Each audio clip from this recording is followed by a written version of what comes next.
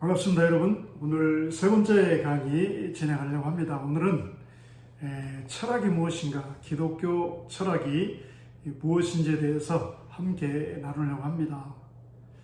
여러분, 철학이 뭘까요? 철학하면 좀 논리적이고 또 어떤 생각하는 거, 복잡한 거, 어려운 거. 여러분들이 철학을 생각할 때 아마 철학책을 옛날에 다 이렇게 덮어놓고 철학을 아마 가까이 하지 않을 겁니다, 보통. 왜냐하면 철학이 어렵거든요. 어렵게 생각해요, 모든 분들이. 자, 철학에 대해서 한번 오늘은 생각하려고 합니다. 철학. 자, 왜, 그러면 이제 물어야 되겠죠. 왜 우리 그리스도인들이, 예수 믿는 사람들이 철학에 대해서 공부를 해야 되고 또 기독교 철학에 대해서 공부를 해야 되는지, 그걸 한번 오늘 깊이 함께 고민을 해봤으면 좋겠습니다. 자, 철학은 모든 학문을 연구하는 가장 기본적인 틀, 그 메커니즘이 됩니다. 그걸 제공해 줍니다. 그래서 중세 때에는 이 철학을 신학을 하는 데 있어서 중요한 하나의 철학은 신학의 신여이다라는 말을 하기도 했습니다. 그러니까 신학하기 전에 철학을 먼저 배우고 그 다음에 신학을 해야 한다는 그런 얘기겠죠. 자, 오해하지 말아야 될 것이 있는데요. 우리가 철학을 추종하고 철학의 그 사상들을 신봉하는 것이 아니라 철학이 제공하는 논리와 그 논리 전개와 생각하는 그 사유의 어떤 방법론 등을 우리가 무시할 수 없기 때문입니다. 자, 어떤 사람이 써놓은 글 수기를 읽어봤습니다. 이분은 아주 머리가 명석하고 공부를 잘해서 우리나라의 최고의 명문대를 들어가가지고 이 경영학과를 졸업하고 대기업에 입사를 하게 됩니다. 그리고 이 사람이 이제 영국 런던에 있는 영국 이 커머셜 뱅크 상업은행에 취직을 하게 되고 거기에서 이제 사람들하고 생활하게 되는데, 거기에 그 한 에피소드를 얘기를 해놨어요. 자신은 경영학과를 나왔습니다. 당연히 이제 경영 분야의 전문가이겠죠. 마찬가지입니다. 그 동료들, 일하는 동료들 역시 옥스퍼드, 캠브리지, 또 영국에 있는 그 명문대를 나온 사람들이 함께 일을 하는데, 그 대화를 하다 보니까 이 충격이 오는 거예요. 자기는 경영학을 배웠는데 이 사람들의 대화의 내용을 보니까 거기에 문학이 있고 아주 깊은 단계의 문학이 있고 거기에 철학이 있고 또 역사가 있고 자연과학이 있고 정치가 있고, 그런 내용들이 그냥 겉으로 하는 것이 아니라 정말 심도 있게 깊은 지식을 전문가처럼 가지고 그걸 가지고 대화를 진행을 하더랍니다. 그래서 충격을 받고 자기가 거기에 대화에 낄 수 없는 거, 그러면서 교육을 돌아보게 되는 거죠. 한국 교육, 대학의 교육이라든가 한 분야를 하게 되면 그 분야에 멈춰버리는. 그런데 이 인문학, 어떤 철학이라든가 이런 것들이 우리가 살아가는데 세상을 바라보고 세상을 읽고 사람들의 어떤 생각과 감성과 동향을 읽고 이런 모든 트렌드를 읽는 아주 중요한 틀이 된다는 것을 우리가 알아야 되겠습니다. 그래서 애플사라든가 아마존이라든가 이런 유명한 회사들은 당연히 경제학과 또 컴퓨터 관련 학과 이런 사람들을 뽑아야 되는데, 철학을 전공하거나 또 그런 IT와 관계없는 과를 졸업한 사람들을, 문학이라든가 이런 사람들을 뽑아가지고 거기에 직원으로 일하게 한다는 것입니다. 왜냐하면 사람들의 생각을 읽기 위한 틀을 갖춘 사람들이 또 필요하기 때문입니다. 자, 오늘은 우리가 이제 철학이 무엇인가에 대해서 한번 생각해 보려고. 여러분들, 자, 특히 이제 가르치는 사람들, 교회에서 설교하는 목회자들에게 뭐가 중요할까요? 신학을 성실하게 잘 배워야 되겠죠, 당연히. 그런데 여기에서 우리가 놓치지 말아야 될 부분이 논리입니다. 논리 정연하게 전개된 대화, 논리 정연하게 선포하는 말씀을 우리가 전할 수 있어야 된다고 하는 것입니다. 논리가 없다고 생각해 보세요. 뒤죽박죽이에요. 서론인지 본론인지 결론인지 왔다 갔다 하다 그냥 끝났어요. 듣는 사람들이 멍하겠죠. 그래서 논리는 대단히 중요합니다. 왜냐하면 요즘 여러분들이 이제 교회에서 가르치는 학생들도 그렇고 성도들의 그 교육 수준이 굉장히 높아졌어요. 옛날하고 다릅니다. 그럼 이제 목회자도 그들에게 뒤처지지 않아야 되겠죠. 그래서 많이 공부하고 책도 많이 보고 성경도 많이 보고 연구도 많이 하고 그래서 그들을 리드해 나가야 돼요. 이 교육과는 리드해 나가는 사람들이 그들을 하나님께로 온전하게 인도하고 믿음으로 인도하고 또 모든 삶의 여러 분야에서도 여러분들이 정말 그들을 리드해 나갈 수 있는 그런 능력을 갖추는 거. 가장 기본적인 틀이 철학, 바로 논리적인 사고부터 시작이 된다는 사실을 시간 여러분들이 명심을 했으면 좋겠습니다. 자, 어떤 오래전에 만났던 그 성도님들이 계시는데 목포에 사는 분들인데 이제 좀 교육 공무원이었어요. 고급 좀 높은 자리에 있는 분들이었는데 교회를 옮기는 걸 부부가 교회를 옮기는 이유가 다른 게 아닙니다. 설교하시는 목사님의 설교를 이해를 할 수가 없답니다. 무슨 얘기를 하는지 그냥 끝날 때쯤 되면 멍해져 가지고 여기서 매주 반복되다 보니까 견딜 수가 없는 거예요. 논리가 없는 거죠. 그냥 즉흥적으로 뭔가 얘기를 하고 그러다 보니까 전체적인 맥락이 없고 논리가 없는 거죠. 그래서 견디지 못하는 다른 교회를 찾아가는 이런 일들을 보았습니다, 여러분. 자, 철학이 뭘까요, 여러분? 철학의 정의부터 오늘 자세하게 한번 생각해 봤으면 좋겠습니다. 자, 철학을 그 철학 용어 그 용어를 볼 때 히랍, 그러니까 그리스어에서 왔죠. 필라소피. 자, 이 필로소피가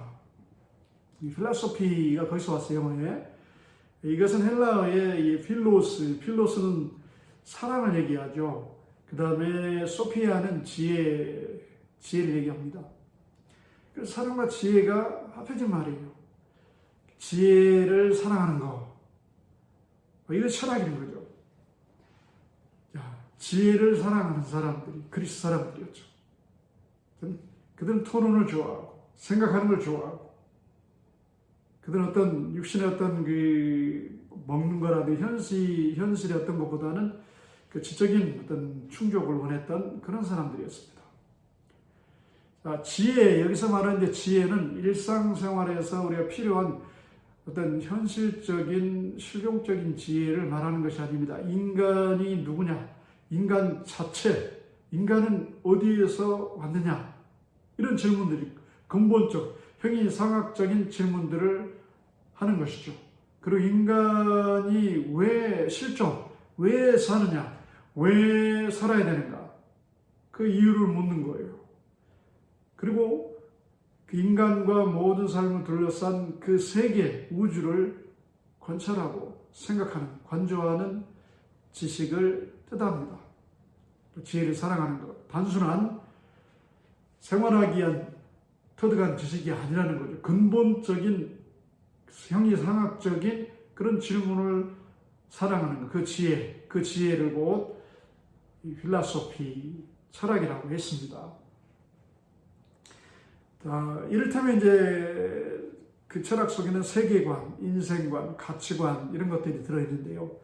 월드뷰, 세계관에 대해서 우리는 얘기를 합니다. 세계관에 대해서 저도 강의를 몇 번 한 적이 있죠. 관심대에서. 또 세계관에 대한 관심을 가져야 됩니다. 뭘까요?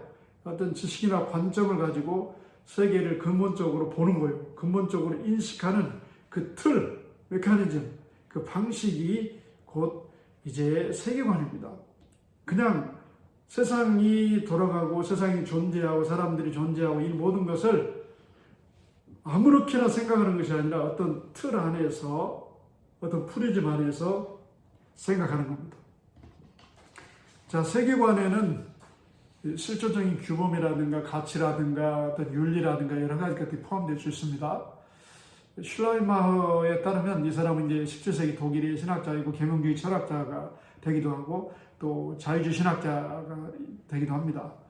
근데 이 사람이 이제 세계관에 대해서 이렇게 얘기합니다. 세계와 인간에 대한 지식과 경험이 인간의 사고, 감정, 의지, 행위와 관련하여 하나의 의미 있는 사상으로 짜여진 틀이다. 같은 말을 하는 거예요. 모든 사상가 철학자들이요, 같은 말을 합니다. 자, 틀이죠. 세상을 보고 우주를 보고 인간을 보는 그 하나의 방식, 틀을 얘기를 합니다. 그래서 이 세계관은 대단히 중요합니다. 어떤 세계관을 가졌냐에 따라서 그 사람의 행동이 달라질 수 있고, 그 사람의 경제 관념이 달라질 수 있고, 그 사람의 인간관계가 달라질 수가 있습니다. 자, 세계관은 세계 전체에 대한 일반적인 관점을 제공합니다. 어떻게 볼 것인가, 세상을. 어떻게 역사를 볼 것인가. 또 인간이 주위 환경과 어떤 관계를 맺어야 되는지, 그 속에서 어떻게 행동을 취해야 되는지를 그 규정을 제공하고 있는 것이 곧 세계관입니다. 그러니까 세계관이 정확하게 세워진 사람들, 이런 사람들이 이제 고등화된 인류라고 할 수가 있습니다. 자, 세계관은 한 개인이 근본적인 질문에 답하는 관점이라고도 볼 수가 있는데, 세 가지로 질문해 볼 수 있습니다. 이것은 기독교 세계관에서도 같은 근본적인 질문을 하게 됩니다. 첫째는 우주의 근본입니다. 우주가 어떻게 생성됐는가? 우주의 궁극적 실체가 무엇인가? 우주의 끝은 어디인가? 이런 우주에 대해서, 우주 만물의 어떤 생성에 대해서 질문하는 거예요. 관점에 따라서 뭐 진화론자도 있고 많이 있을 수가 있죠. 우리는 분명한 창조론적 그런 우주관을 분명히 가지고 우리가 접근하고 신학을 배우고 또 가르쳐야 되겠습니다. 두 번째는 인간의 삶에 대한 관점입니다. 인간이 어디서 왔는가? 많은 관점들이 있을 수 있습니다. 뭐 빅뱅 이론 얘기야, 과학자들은 안 믿는 사람들은 뭐 신화론 얘기하지만 우리는 하나님의 형상으로 지음받은 존재라고 하는 그런 분명한 인간관을 갖고 있습니다. 거기에서 삶의 존재와 의미를 우리가 찾는 것이죠. 또 세 번째는 역사와 세상입니다. 역사가 전개되고 있죠. 지금도 문화들이 형성되고 발전하고 있습니다. 그 안에 사회가 있고 국가가 있는데, 전통이 있는데, 이런 것들이 무슨 의미가 있는가? 그걸 바라보는 관점, 방식이 곧 세계관이라는 사실입니다. 여러분들은 이제 대면 수업을 하게 되면 좀 더 폭넓게 질문도 하고 또 함께 나눴으면 좋겠습니다. 어떤 그 비대면 수업에 한계가 있죠. 어쨌든 자 우주의 근본에 의해서 두 번째, 세 번째 질문이 결정이 됩니다. 인생의 가치관이 결정이 됩니다. 자, 세계관은 결국 세계와 자신에 대한 특별한 관점의 해석입니다. 그 해석을 자신의 삶에 적용하는 것과 관계가 있다는 사실입니다. 그래서 이 철학, 또 그 속에 있는 여러 가지 학문들, 또 여러 가지 관점들은 무궁무진하다는 사실, 문화에 따라서, 시대에 따라서, 사상가들에 따라서 끊임없이 그것들이 발전하고 변화되기도 합니다. 그래서 우리는 최소한 사람들의 생각과 역사의 흐름과 사람들의 그 어떤 트렌드, 사람들이 왜 저런 걸 좋아하는지, 왜 사람들이 분노하는지, 왜 사람들은 어떤 걸 추구하는지, 이것을 바라보는 그 틀, 관점이 철학이고 세계관이고 이런 사상적인 논리라는 사실을 우리가 알고 그 철학에 대해서 우리가 좀 더 깊이 알아야 되겠습니다. 물론 우리가 철학과를 하면 좋겠지만 다시 철학과를 또 공부하기는 그렇잖아요. 어떤 기본적인 걸 우리가 알았으면 좋겠어요. 철학은 어느 문화권에서나 오래전부터 존재해 왔습니다. 심지어 문자가 없는 시대에도 사람들은 철학적인 사고를 합니다. 뭐 벽화, 동물에 있는 벽화, 그림, 언어, 그 상형 문자 이런 데도 보면요, 사람들이 왜 죽어야 되는지, 또 사람들이 어디서 왔는지 고민하는 흔적들을 많이 발견할 수가 있습니다. 그래서 일반적으로 이제 우리가 철학하면은 서양 문화의 영향을 받아가지고 고대 그리스 철학의 그런 부분을 가지고 우리가 철학, 그런 부분부터 시작해서 뭐 플라톤이라든가 소크라테스라든가 아리스토텔레스라든가 이런 철학적인 서양 철학의 어떤 주류 안에서 우리가 일반적으로 철학이라고 합니다. 물론 동양 철학도 있습니다. 동양 철학, 그래서 동양 철학과 서양 철학을 굳이 분리시킬 필요는 없는데 공부할 때는 분리가 되죠. 근본적 질문을 같이 합니다, 사실은. 우주라든가 인간이라든가 또 우리 인간이 어떻게 와서 어떻게 가는지 또 물질에 대한 것, 존재에 대한 여러 가지 질문을 근본적인 질문을 합니다. 자, 오늘날 철학과 밀접한 관련이 있는 학문들이 있는데 특히 윤리학, 정치학, 심리학, 역사학, 사회학 이런 것들이 이 철학과 깊은 관련이 있습니다. 철학을 배제하고는 학문들을 제대로 이해할 수가 없습니다. 자, 철학의 그러면 출발점이 뭘까요? 어떻게 철학을 시작해야 될까요, 여러분? 서점에 가가지고 대학 그 철학 입문을 사야 될까요, 책을? 아마 여러분들이 그 사가지고 있다가 던질 거예요. 왜냐하면 너무 어려운 말로 써져 있기 때문에. 자, 철학의 시작은 생각하는 겁니다. 좀 깊이 생각하는 거예요. 질문하는 거죠. 철학의 시작은 질문이죠. 왜 인간이 존재하는가? 왜 인간이 사는가?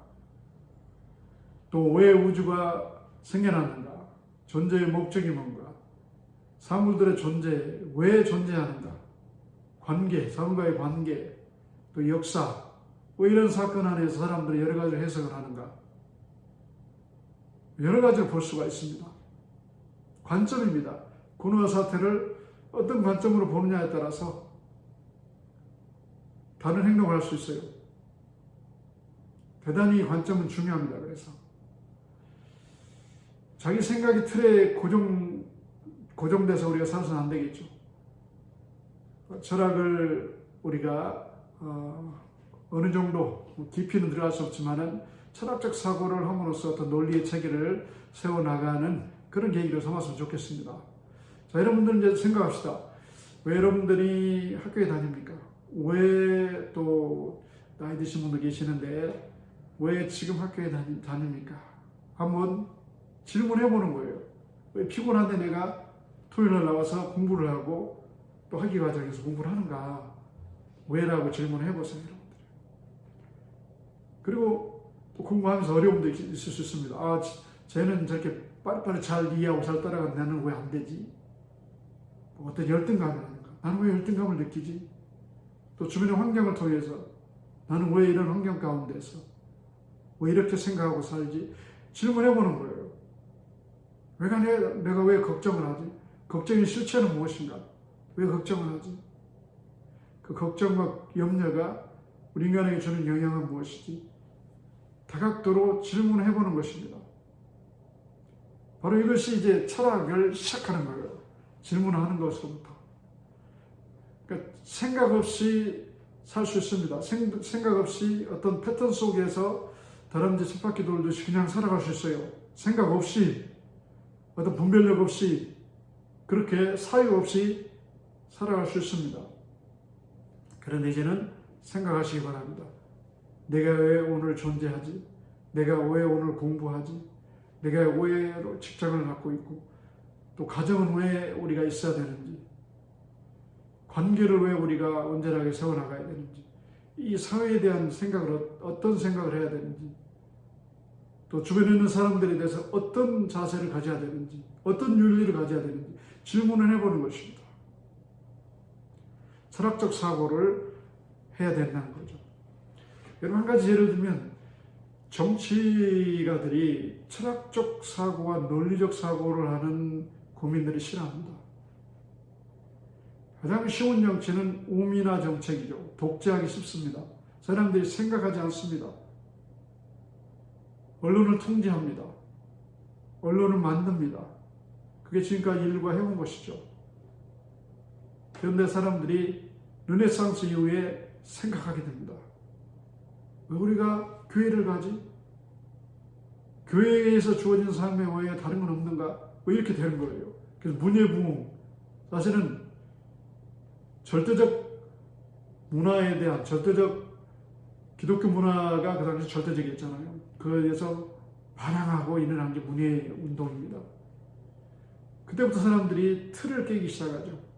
생각의 틀을 깨고 생각이 깨지니까 행동도 달라지게 됩니다.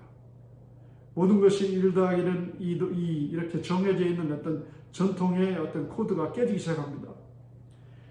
그러면서부터 이제 문학이라든가 사상이라든가 뭐 미술, 음악 모든 분야에서 개혁이 일어나게 되죠. 종교개혁도 마찬가지입니다. 사제들만 성경을 해석할 권한이 있었죠. 성경 읽을 권한이 있었죠. 이게 깨트려집니다. 심지어는 성경도 번역을 다른 나라말 못하게 합니다. 그래서 예를 들어서 라틴어를 프랑스의 교회에서 영국인 교회에서 설교를 합니다. 아무도 알아들 사람이 없죠. 공부한 사람 외에는. 그게 말이 됩니까? 이게 깨트려진 거예요. 그래서 영어로 성경을 번역했다고 해서 윌리엄 틴델이 화형을 당합니다. 죽임을 당합니다, 여러분. 존 위클리프는 죽은 다음에 다시 뼈를 끌어내가지고 파가지고 부관 참시를 합니다. 왜요? 자기들의 기득권을 깨트렸기 때문에. 자, 이런 건 한 가지 예죠. 생각하게 되는 거예요. 이제 사람들이 생각을 하게 되면요, 사회적 어떤 부조리 이런 거에 대해서 다양한 문제들을 제기합니다. 왜 이렇게 됐는가? 왜 지금 이렇게 하고 있는가? 왜 정부가?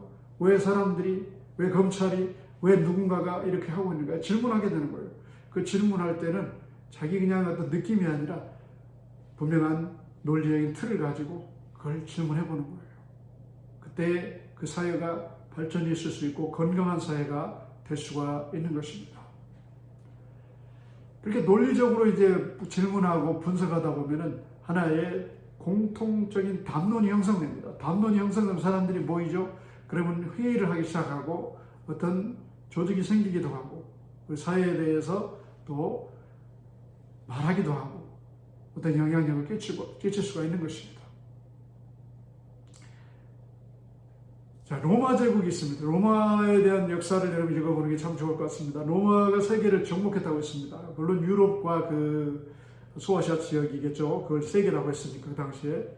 자, 그리스를 정복합니다. 그런데요, 그리스를 정신적으로 문화적으로 정복하지 못합니다. 왜 그랬을까요? 그리스인들은, 헬라인들은 생각하는 민족입니다. 철학적 민족입니다. 누구가 따라갈 수 없는 그런 걸 갖고 있습니다. 지적 자산들을 가지고 있었어요. 그래서 많은 부분을 로마 제국에서 뭐 문화라든가 사상, 철학을 수용을 하게 됩니다. 자, 그러면 두 번째로 이제 왜 철학이 필요한가 한번 고민해 봅시다. 자, 철학이라는 말을 들으면 학생들은 또 일반 사람들은 대부분 좀 싫어하죠. 그래서 철학가가 요즘은 대학도 이제 인기가 없다는 그런 말을 듣기도 합니다. 어떤 대학은 그 철학가를 없애려고 한다고 그런 얘기도 들었습니다.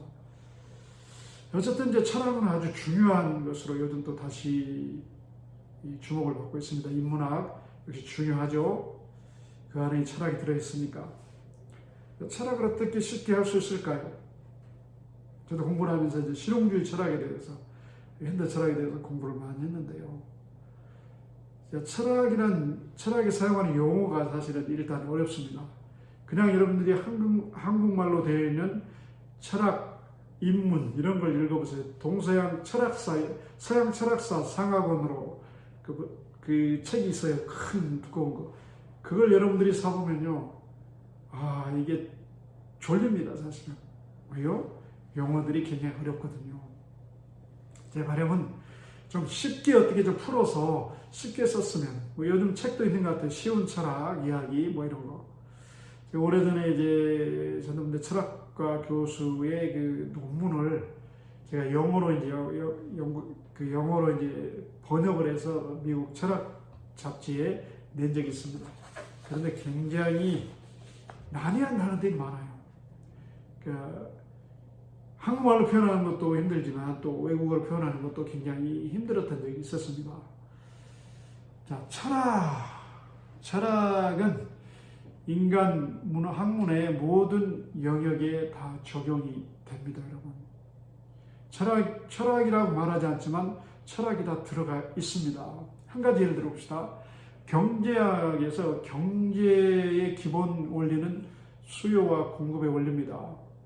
수요를 잘 파악해서 시장 조사라든가 해가지고 또 사람들의 어떤 마케팅을 통해서 사람들의 취향, 트렌드 이런 걸 해서 회사, 기업이 제품을 만들어내서 수요를 충족시켜서 수요와 공급이 딱 떨어지는 게 가장 이상적인 경제의 조건이라고 할 수가 있습니다. 그 이론입니다. 이론. 경제학 이론, 기본 이론이죠. 이런 시장이 공정하게 제대로 돌아간다고 생각하십니까? 그렇지 않습니다, 여러분들. 불공정 거래가 엄청 많다는 걸 우리가 잘 알아야 되겠습니다. 그건 이론이고, 그 시장이 돌아가게 하는 실제 기저, 밑바닥은 너무너무 복잡하고, 거기에는 힘 있는 자들의 어떤 약육강식도 있고, 대기업의 어떤 그런 약육강식, 특히 우리나라 같은 경우에는 어떻습니까? 중소기업들이 종속됐습니다. 대기업에 종속돼가지고 자주권이 거의 없어요. 계약 연장이라든가 이런 조건을 해가지고 가격을 후려쳐서 항상 쪼들려 계속 발전할 수 있는 게 그런 게 아니에요. 그리고 신기술을 중소기업이 발명을 해도 그런 신기술을 빼앗아갑니다. 그런 경우가 얼마나 많습니까? 발전이 안 되죠. 사실은 중소기업들이 발전이 될 때 지금 청년 실업이 해소가 될 수 있는 가능성들이 많이 있는데 우리나라에는 그게 잘 안 됩니다. 미국 같은 경우에는 중소기업들이 독립적입니다. 그래서 중소기업이 대기업이 되기도 하고 아주 대기업도 중소기업이라고 선물할 수가 없죠. 이런 분위기가 왜 됐을까요? 여기에 경제윤리가 들어가 있는 거예요. 철학이 들어가 있는 거죠. 그러니까 사회적인 전체적인 분위기가 약육강식, 대기업만 잘 살고 다른 기업은 죽어도 좋고 통합하고 이런 분위기가 되면요. 사회 전체적인 분위기가 그렇게 돼갑니다. 상생이라고 하는.